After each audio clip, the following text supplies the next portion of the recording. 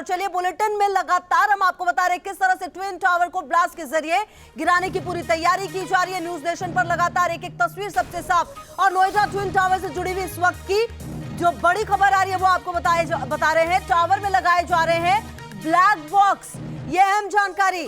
विस्फोटक connection check किए जा रहे हैं। जी हाँ, टीम पहले ही पहुंच चुकी थी। सायरन बजाकर लोगों को अलर्ट किया जा रहा है। ये बड़ी जानकारी सामने आ रही है। नोएडा ट्विन टावर से जुड़ी इस वक्त की ये बड़ी खबर सामने है। जी हाँ, टावर में ब्लैक बॉक्स लगाए जा रहे हैं और ये वो 32 कैमरे जिसके जरिए नजर रखी जाएगी।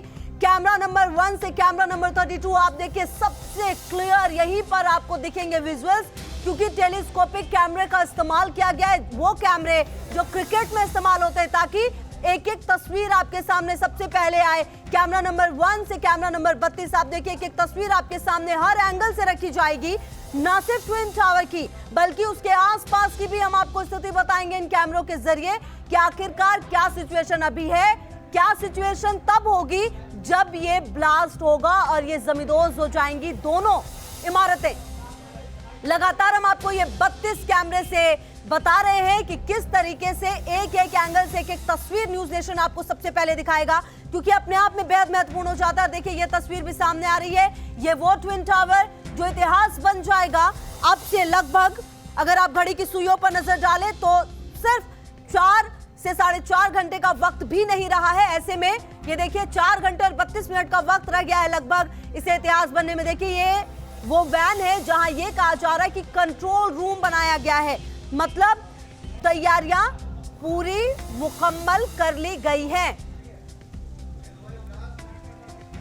और देखिए ट्विन टावर को ब्लास्ट के जरिए गिराए जाने की तैयारियां पूरी है। इसे गिराने का जिम्मा एडिफाइस कंपनी को सौंपा गया है। एडिफाइस के सीईओ उत्कर्ष मेहता से खास बातचीत की है न्यूज नेशन संवाददाता ने। देखिए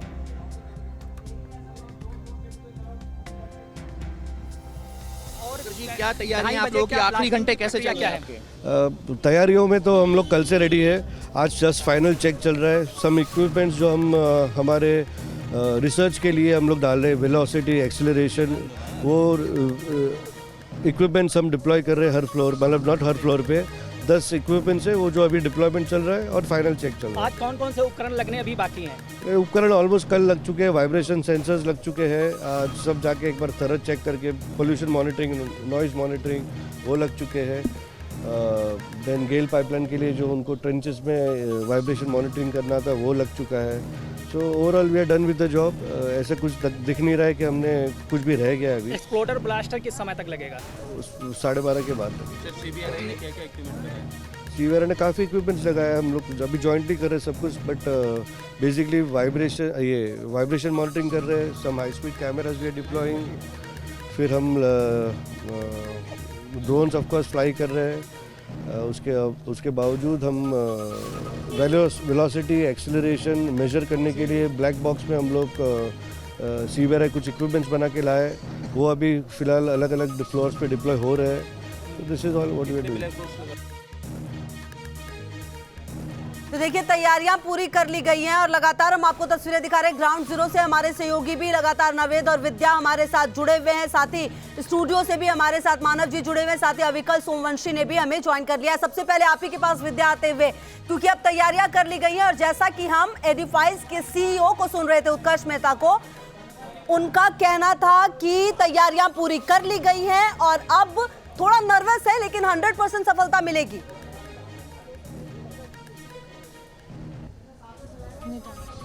देखिए नर्वसनेस इसलिए भी तो है क्योंकि देखिए ये पहली बार ऐसा हिंदुस्तान में होने जा रहा है कि कुतुब मीनार से ऊंची इमारत, करीब 27 मीटर ज्यादा ऊंची इमारत को ध्वस्त करने का काम किसी कंपनी को दिया गया है और उस कंपनी ने इस काम को स्वीकार न सिर्फ किया बल्कि इसकी तैयारियां भी की और तैयारियां कई महीनों से चल रही थी। एक खास बात यह भी है कि एक एक तैयारी की जानकारी सुप्रीम कोर्ट को दी गई, हर विभाग से इजाजत ली गई। उसके बाद जब तमाम चीजें मुकम्मल हो गई उसके बाद जाकर तारीख का ऐलान किया गया कि 28 तारीख को 2:30 बजे इन दोनों ही टावर्स को गिरा दिया जाएगा। एक खास बात यह है जो सैयद आमिर हुसैन हमें बताएंगे कि जब आखिरी का 1 घंटा होगा उस 1 घंटे में क्या होने वाला है। हम उस 1 घंटे की बात नहीं कर रहे हैं जब ये ध्वस्त होगा, उस 1 घंटे की बात बताइए, ध्वस्त होने से पहले का जो 1 घंटा होगा उसमें क्या होने जा रहा है? यहाँ की तस्वीर कैसे बदल जाएगी, जहां पर 100 मीटर के दायरे के बाहर हम खड़े हैं और 200 मीटर, 500 मीटर, 1 किलोमीटर के भीतर के दायरे की तस्वीर कैसे बदली? देखिए, एक्सप्रेसवे और साथ में सेक्टर 110 से आने वाला फ्लाईओवर, जो फरीदाबाद फ्लाईओवर है, उसको पूरी तरीके से बंद कर दिया जाएगा। उसके अलावा जो 2.5 किलोमीटर का एरिया है उसको भी पूरी तरीके से पैक कर दिया जाएगा। किसी को आने जाने की इजाजत नहीं है, बैरिकेड लगाए जा चुके हैं। पहली चीज। दूसरी चीज ये है कि ट्विन टावर जैसे ही गिरने वाला होगा उसके आधे घंटे का पहले का समय बहुत महत्वपूर्ण है।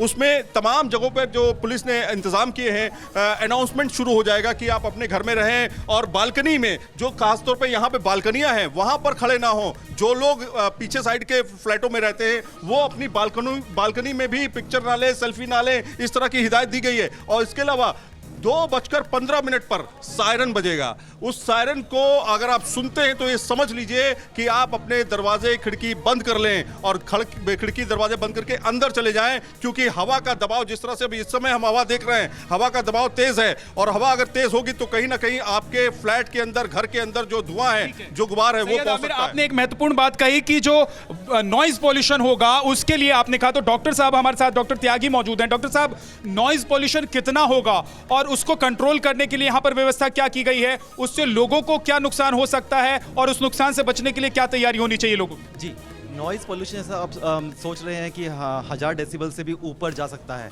तो इसके लिए सबसे पहले जैसे बताया कि हमें अपने घरों के अंदर ही रहना है, घरों से बाहर नहीं निकलना है।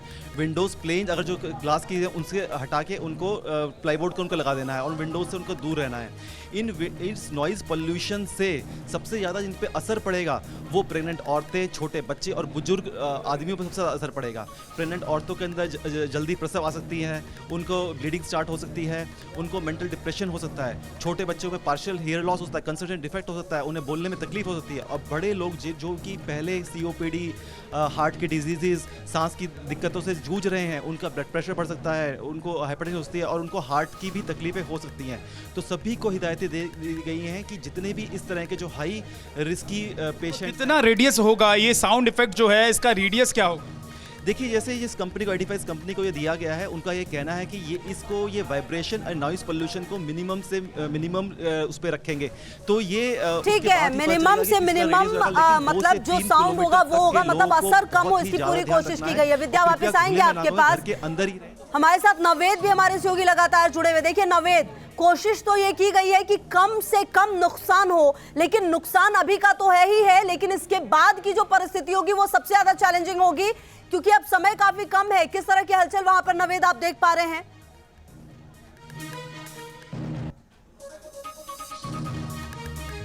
देखिए, मैं जिस जगह पर खड़ा हूँ, मैं गेजा गांव है जो यहाँ के नज़दीक गांव पड़ने वाला है, उस गांव में मौजूद हूँ। यहाँ पर पुलिस गश्त कर रही है, लगातार लोगों को समझाइश दे रही है, लेकिन जो गांव के लोग हैं वो अपनी छतों पर हैं, अपने घरों में हैं। मार्केट भी यहाँ पर जो है, रास्ते ज़रूर बंद कर दिए गए हैं लेकिन दुकानें खुली हुई है, तो लोग वहाँ पर आ जा रहे हैं। पुलिस ये समझा रही है कि आखिरी वक्त में जब सायरन बजे तब आपको अपने घरों के अंदर रहना है, उनको बार बार हिदायत दी जा रही है। यही पुलिस अभी इस वक्त यहाँ पर लोगों को समझा कर बात कर रही है, क्योंकि देखिए, आपने बिल्कुल सही कहा कि ये डिमोलिशन तो होगा ही। डिमोलिशन अगर सब कुछ सक्सेसफुल रहता है तो भी उसके जो आफ्टर इफेक्ट है, जो धुएं का गुबार होगा, जो पोल्यूशन होगा, जो नॉइज पोल्यूशन होगा, उससे भी कई आसपास की इमारतें हैं वो तक हिल सकती हैं। एक जो छोटा सा, ये कह रहे हैं कि भूकंप जैसा झटका होगा, वो भूकंप जैसा झटका अगर पास में कोई बिल्डिंग ऐसी है जो कच्ची है तो उसको भी उसका नुकसान हो सकता है। और इन सब को मेक श्योर करने के लिए एक परिधि बनाई गई थी और उसी परिधि के अंदर वो सारी चीज़ें की गई थी। शॉक एब्जॉर्ब कर सके वो बिल्डिंग, ये ट्विन टावर, इसीलिए इसके आसपास जो कंटेनर है उनकी एक दीवार बनाई गई है, ताकि मलबा अगर वहीं पर बैठता है तो वो आसपास की बिल्डिंगों को ना छेड़े या उनके बेसमेंट में ना घुस जाए, उनके पिलर बीम को तोड़ता हुआ उस स्ट्रक्चर को नुकसान ना पहुंचाए। तो ये एहतियात तो डिजास्टर मैनेजमेंट टीम और जो ये एडिफेस और जेट कंपनी है इन्होंने अपनी तरफ से की है, लेकिन लोगों को समझाने का काम इस वक्त पुलिस कर रही है। अभी कई पुलिसकर्मी हैं जो इस पूरी पेरिफेरी में लगातार घूमते हुए हमें दिखाई दे रहे हैं। पुलिसकर्मी लगातार लोगों से बातचीत कर रहे हैं, गाड़ियां जा रही हैं और सायरन लगातार बज रहा है और अनाउंसमेंट लगातार हो रहा है। हम लगातार अनाउंसमेंट सुन रहे हैं लोगों को समझाने का, और ये कहते हुए कि आप जिस वक्त डेमोलिशन हो तब अपने घरों में रहें, बालकनी में ना निकले, बाहर ना निकले। ठीक है नवेद, वापस आएंगे आपके पास। देखिए स्टूडियो से भी हमारे साथ दो गेस्ट जुड़े हुए हैं। अविकल सोमवंशी हमारे साथ जुड़े हुए हैं, साथ ही साथ मानव जी भी लगातार जुड़े हुए हैं। अविकल जी, क्योंकि आपने अभी भी ज्वाइन किया है हमें, मेरा एक सवाल आपसे ये है, तमाम परिस्थितियां आप देख रहे हैं, जो सिचुएशन है वो आप देख रहे हैं, किस तरह की परिस्थिति का आकलन कर पा रहे हैं? क्योंकि काफी ऐसा समय होगा जो आपने ये जो स्थितियां हैं वो देखी होंगी, आकलन क्या कहता है, ये जो पूरी परिस्थिति है उससे कैसे निपटा जाए, सबसे बेस्ट वे क्या है, क्या एडवाइस है लोगों के लिए? ये तो इंडिया में पहली बार हो रहा है, तो इसका हमें कोई अंदाज़ा नहीं है कि कैसी चीज़ें होंगी। उम्मीद करते हैं कि सब ठीक ही होगा, लेकिन जब ये इमारत गिरेगी, जो उसके धुएं का गुबार उठेगा और जो मलबा इकट्ठा होगा, उससे काफ़ी ज़्यादा दिक्कतें होंगी अगले कुछ दिनों तक, क्या कुछ महीनों तक भी हो सकता है। जो धुएं का गुबार उठेगा, जो PM 2.5 और PM 10 का जो कंसंट्रेशन है वो बढ़ेगा, उसको कम होने में हफ्ता 2 हफ्ता लग सकता है। और इस समय जो हवा चल रही है मौसम विभाग के हिसाब से, ये दिल्ली की तरफ तो नहीं आएगा, लेकिन ग्रेटर नोएडा, बुलंदशहर वगैरह की तरफ ये धुआं जा सकता है, तो पूरे इलाके में थोड़ी सी तो दिक्कत होगी। अभी बात करें तो हवा की गुणवत्ता काफ़ी अच्छी है, एक्चुअली गुड एयर है इस समय दिल्ली और नोएडा में, लेकिन ये गिरते ही, इमारत गिरते ही ये ख़राब हो सकती है। कितनी ख़राब होगी वो तो देखने पे भी पता चलेगा कि उन्होंने क्या किया है, लेकिन इससे जो लोगों को सांस की बीमारी है या जो हार्ट के रोगी हैं, उनको थोड़ा सा ज़्यादा ध्यान रखने की ज़रूरत है कि वो इस हवा से डायरेक्टली उसको अंदर ना लें, और अगले कुछ दिनों तक वो सारे प्रिकॉशंस लिए, जो दवाई वो लेते हैं उसको ठीक से लिया करें। ठीक है अविकल जी, वापस आएंगे आपके पास। मानव जी भी लगातार हमारे साथ जुड़े हुए। मानव जी, देखिए तमाम सिचुएशन आप देख रहे हैं, तमाम बातचीत आप देख रहे हैं, वहाँ के लोग जो हैं उनके लिए अभी सबसे ज्यादा विषम परिस्थितियां हैं, ये भी हमें समझ में आ रहा है। क्या चीजें हैं जो उन्हें भी ध्यान रखने की जरूरत होगी? देखिए, अथॉरिटीज़ ने तो पहले से ही उनकी काउंसलिंग की होगी, उनको डूज एंड डोंट्स बताया होगा और चीज़ों से अवगत करा दिया गया होगा उनको कि जब डेब्रिस गिरेगी, और ऑलमोस्ट जो आकलन है उसके हिसाब से 80,000 टन मलबा जो है वो गिरेगा गिरने के बाद, और जो गुबार उठेगा वो ऑब्वियसली हमारे लंग्स को या रेस्पिरेटरी सिस्टम को इफ़ेक्ट करेगा, बुज़ुर्गों में, बच्चों में।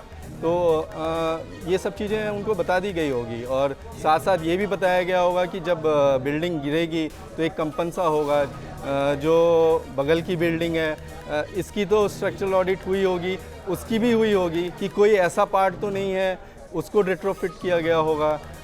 कोई कॉलम जो बगल वाली बिल्डिंग का है वो तो कमज़ोर नहीं हो गया, क्योंकि बिल्डिंग जो बगल वाली भी है वो भी पुरानी है 10-12 साल, तो वो बिल्डिंगें भी कमज़ोर ना हो कि इसकी हल्के से कंपन से भी वो गिर जाए। तो जहाँ तक मेरी जानकारी है कि 1-2 कॉलम्स उनको भी रिट्रोफिट किया है उन्होंने, जो ATS विलेज के हैं या एमरलैंड के कोर्ट के जो हैं उनको रिट्रोफिट किया है, जो सीपेज है उनको करेक्ट किया है, तो ये भी ध्यान रखा है। तो सबसे जो रिहायशी इलाके हैं सबसे बड़ा डेंजर वो है। जैसे हमने रिसेंटली देखा था, एक टेक्सास US में गिरा था बिल्डिंग, तो 2020 में, तो उसमें बिल्डिंग तो गिर गई थी इम्प्लोजन मेथड से, लेकिन उसका जो एलिवेटेड पोर्शन था, एलिवेटर का जो था वो स्ट्रांगली बिल्ड था, वो बीच का हिस्सा बिल्कुल ही खड़ा रह गया, तो वो कुछ भी हो सकता है। तो मैं हमेशा कह रहा हूँ कि जब तक ये हो नहीं जाता तो दिल धड़कनें बढ़ी रहेंगी। बिल्कुल सही बात है, जब तक सब कुछ सही से नहीं हो जाएगा धड़कनें बढ़ी रहेंगी।